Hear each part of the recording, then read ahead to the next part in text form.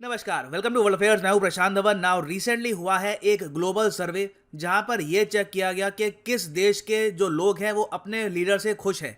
तो यहां पर यह पाया गया कि जो 13 दुनिया के बड़े वर्ल्ड लीडर्स हैं उसमें से सबसे ज्यादा अप्रूवल रेटिंग है इंडिया के पीएम की। यहां पे आप देखोगे PM Modi approval rating is 70%। देखो, पेंडेमिक के टाइम में ऐसी अप्रूवल रेटिंग रखना बहुत बड़ी बात है। अप्रूवल रेटिंग मतलब कि कितने लोग उस देश के शासन से अभी के लिए खुश हैं। तो यहाँ पे आप पूछोगे अच्छा तो 70% खुश हैं तो बाकी 30% नाराज हैं, तो इसका आंसर है नहीं। इसमें एक ऑप्शन ये भी होती है कि I don't know, not sure वाली। तो ओवरऑल जो इनकी डिसअप्रूवल रेटिंग है वो 30% से भी कम है। अभी आपको जो कंप्लीट डेटा है ये मैं आपको दिखाऊंगा। बाकी मैं आपको ये बता दूं कि इनकी अप्रूवल रेटिंग मई 2020 में हुआ करती थी 84%। उसके बाद इनकी अप्रूवल रेटिंग काफी गिरी थी और अब फिर यहां पर राइज करी है। So it is a very remarkable thing. Discuss करते हैं इस टॉपिक को। और बाय द वे, इस टॉपिक के थ्रू हमको यह भी पता लगेगा कि दुनिया में बाकी कौन से वर्ल्ड लीडर्स हैं जो इन द फ्यूचर अपनी कुर्सी पे बने रहेंगे या फिर हो सकता है कि उनको रिमूव भी किया जाए। मगर आगे बढ़ने से पहले आपसे क्वेश्चन पूछूंगा यहाँ पर। हकाइंडे हिलीचिबा, ये नाम आज के समय काफी हद तक न्यूज में है क्योंकि ये हाल ही में बने हैं president of a very important country. और इनकी जो स्टोरी है ये भी काफी हद तक मैं कहूंगा इंस्पायरिंग है। एक टाइम पर जेल में थे, अब जाकर बन गए president of his own country. आपको यहां पर यह बताना है कि ये किस देश के प्रेसिडेंट रिसेंटली बने हैं। जिम्बाब्वे, जापान, जाम्बिया या फिर सोमालिया। कमेंट सेक्शन में करो आंसर। सही आंसर मैं आपको दूंगा वीडियो के अंत में।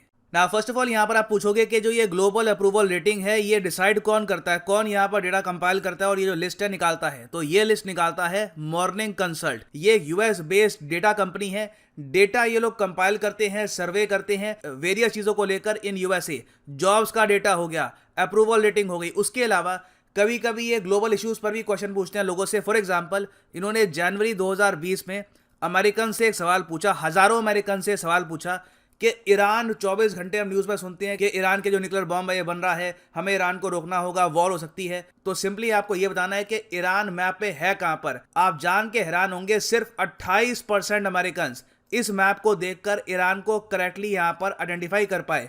बाकी है जब उनको बड़ा मैप दिखाया यहाँ पर इस टाइप का, तो यहाँ पर सिर्फ 23% अमेरिकन आइडेंटिफाई कर पाए ईरान को। और जो इनका ये सर्वे है ये काफी वायरल भी हो गया था। इससे काफी हद तक ये भी हमको पता लगता है कि अमेरिकन जनता वर्ल्ड अफेयर्स के बारे में, ग्लोबल अफेयर्स के बारे में कितनी ज्यादा इग्नोरेंट है। खैर, मॉर्निंग कंसल्ट जो ये कंपनी है ये बनाई गई थी 2014 में। और अब ये क्या करते हैं कि आफ्टर एवरी 4 to 6 मंथ्स ये पब्लिश करते हैं रेटिंग्स का डेटा वर्ल्ड लीडर्स का, जहां पर ये बताते हैं कि इनके हिसाब से किस मेजर कंट्री के जो लीडर हैं उनके लोग खुश हैं उनके शासन से। ना यहाँ पर आप पूछोगे सिर्फ 13 कंट्रीज क्यों, बाकी कंट्रीज क्यों नहीं।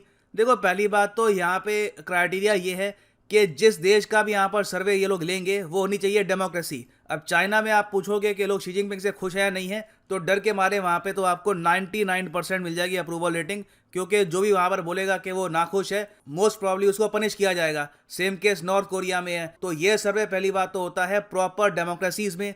उसके अलावा ये लोग फोकस करते हैं मेजर इकोनॉमीज पर। तो इसलिए जो भी देश यहाँ पे कवर किए गए हैं यहाँ पर आप देख पाओगे ये लिस्ट है।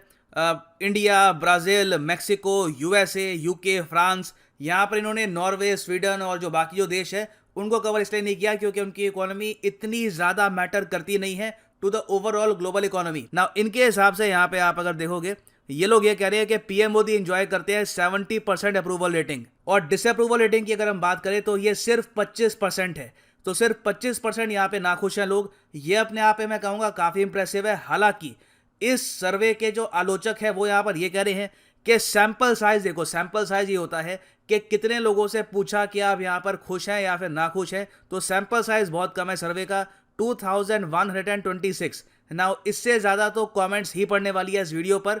तो ओवरऑल आप कह सकते हैं कि देखिए सैंपल साइज भला ही छोटा हो यहाँ पर, मगर ये जो कंपनी है ये क्लेम करती है कि ये पूरे देश में विभिन्न स्टेट से विभिन्न जो लोग हैं उनसे सवाल पूछते हैं, बहुत ही डिटेल्ड क्वेश्चंस पूछते हैं और उसके बाद ये लोग कंपाइल करते हैं डेटा। और सिंस ये एक अमेरिकन कंपनी है, बेस इनका यूएसए में है, तो सबसे बड़ा सैंपल साइज भी इनका यूएस प्रेसिडेंट के सर्वे पे ही होता है। तो यहाँ पे आप देखोगे जो बाइडेन की जो अप्रूवल रेटिंग है ये अब गिर गिर के हो चुकी है 48%। जो डिसअप्रूवल रेटिंग है ये हो चुकी है 44%। मगर जो बाइडेन को इससे कुछ फर्क नहीं पड़ता, यहां पे आपको समझना होगा। अब मैं आपको दो लीडर के दिखाता हूं एग्जांपल। एक तो जो बाइडेन है, दूसरे जापान के योशिहिदे सुगा।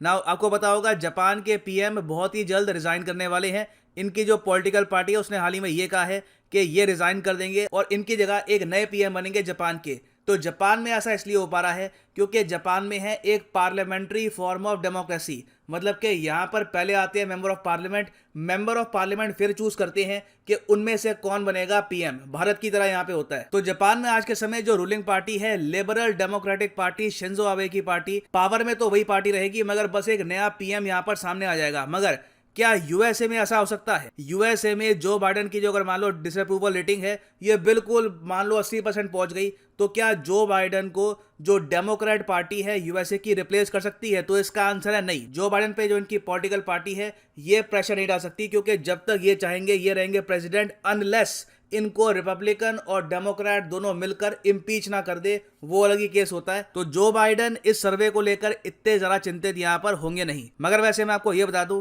कि जो बाइडेन की पुअर परफॉर्मेंस का यहाँ पे रीजन है अफगानिस्तान। जिस टाइप की इमेजेस आई है अफगानिस्तान से, लोग प्लेन पे लटक के मर रहे हैं, तालिबान के पास यूएस वेपन्स पहुंच चुके हैं, इस वजह से जो बाइडेन की जो रेटिंग है ये बहुत ही ज्यादा गिर गई है और काफी लोग नाखुश हैं इनकी लीडरशिप से। फिर कई देश है वहां पर कोविड की सिचुएशन ने प्ले किया है एक huge role in the approval rating of the leader. For example Italy के जो पीएम है इनकी अप्रूवल रेटिंग लगातार बढ़ती जा रही है because of Covid situation. Italy में कोविड सिचुएशन पहले से काफी तक इंप्रूव हो चुकी है, तो इसलिए जो इनकी अप्रूवल रेटिंग है ये है 63, डिसअप्रूवल रेटिंग है सिर्फ 31। मगर सिंस यूके में सिचुएशन बहुत ज्यादा खराब है कोविड को लेकर, लोग प्रोटेस्ट कर रहे हैं सरकार के अगेंस्ट, लोग चाहते हैं कि लॉकडाउन अब इम्पोज ना किया जाए, तो इसलिए बोरिस जॉनसन की डिसअप्रूवल रेटिंग हो चुकी है 52% और अप्रूवल रेटिंग ये गिर चुकी है 41% पर। तो बोरिस जॉनसन यहां पर बिल्कुल चिंतित होंगे कि जो जापान के सुगा के साथ हुआ है कल को इनके साथ भी वैसा हो सकता है अगर डिसअप्रूवल रेटिंग ऐसे ही इन द फ्यूचर बढ़ती गई। मगर जॉनसन के पास अभी टाइम है, क्योंकि देखिए जापान के जो पीएम थे इनकी डिसअप्रूवल रेटिंग बहुत ही ज्यादा बढ़ गई थी, एक टाइम पर 66-64% में भी पहुंच गई थी और इनकी अप्रूवल रेटिंग है सिर्फ 25%। जापान के लोग बहुत ज्यादा नाखुश हैं इनकी हैंडलिंग से ऑफ द कोविड सिचुएशन। उसके अलावा देखो ये भी बताया जा रहा है कि ये इतने कैरिज्मेटिक लीडर हैं नहीं, तो इसलिए लोग भी इन पर इतना ट्रस्ट कर नहीं रहे। तो बोरिस जॉनसन की जो डिसअप्रूवल रेटिंग है अगर पहुंच जाती है अराउंड 65-70% के आसपास, तो हो सकता है कि जो उनकी पार्टी है वो भी डाले उन पर प्रेशर और कहे कि you have to step down. Now एक और इंटरेस्टिंग बात यहां पर देखने को ये मिली है कि फ्रांस के प्रेसिडेंट इमैनुअल मैक्रोन की जो रेटिंग है ये भी बहुत ही ज्यादा कम हो चुकी है और ये ऐसे टाइम में हो रहा है जब फ्रांस के इलेक्शन बहुत ज्यादा करीब है। इमैनुअल मैक्रोन की जो अप्रूवल रेटिंग है ये भी अब पहुंच चुकी है सिर्फ 34% पर, डिसअप्रूवल रेटिंग है 57% पर। तो पॉसिबिलिटी यहां पर काफी बड़ी है कि अगला इलेक्शन ये हार सकते हैं अनलेस फ्रांस में जो टैक्स पॉलिसी है उसमें ये मेजर चेंज नहीं लेके आते। उसके अलावा आतंकवाद भी फ्रांस में एक बहुत ही बड़ा इशू है। आतंकवाद के खिलाफ जितने ज्यादा ये एक्शन लेंगे उतनी जो इनकी अप्रूवल रेटिंग है ये आपको बढ़ती हुई भी दिखेगी इन द फ्यूचर। ना वापस आते हैं अपने क्वेश्चन पे कि हकाइंडे हाल ही में प्रेसिडेंट बने हैं किस कंट्री के? तो सही उत्तर है यहाँ पर ऑप्शन सी, जाम्बिया के। यहाँ पे आप देखोगे Hakainde from prison to president of Zambia, और यहाँ पे आप देख पाओगे ये एशिया का मैप, ये है हमारा प्यारा भारत और यहाँ पे आपको मिलेगा जाम्बिया, जिम्बाब्वे के बिल्कुल करीब, एक काफी मैं कहूंगा सिग्निफिकेंटली बड़ा देश है ऑफ अफ्रीका।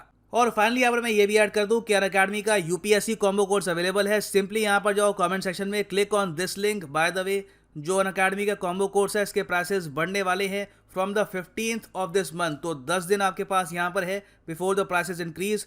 तो सिंपली यहाँ पे आप क्लिक कर सकते हैं पिक ए प्लान पर। जो कॉम्बो कोर्स है इसका फायदा यहाँ पे आपको ये मिलेगा कि आप इसी कोर्स के under UPSC prelims, mains, optional तीनों की ही तैयारी आप प्रॉपर्ली कर पाएंगे। तो जो 24 मंथ का कोर्स है ये आप परचेज कर सकते हैं अगर आपके पास टाइम है, आप आने वाले 2 साल में प्रॉपर्ली प्रिपेयर करना चाहते हैं for UPSC, you can go for the 24 month plan. मगर जो प्राइस यहाँ पे अभी भी लिखा है पे मत कर देना, यूज करो यहाँ पे promo code PD10 and the prices will fall. So use the code PD10 and save money. By the way मैं फिर रिपीट करूंगा, in just around 10 days the prices will rise substantially, so now is the right time to buy this course. So इसी note के साथ ये है यहाँ पर वीडियो का अंत। Thank you for listening and as always God bless you all.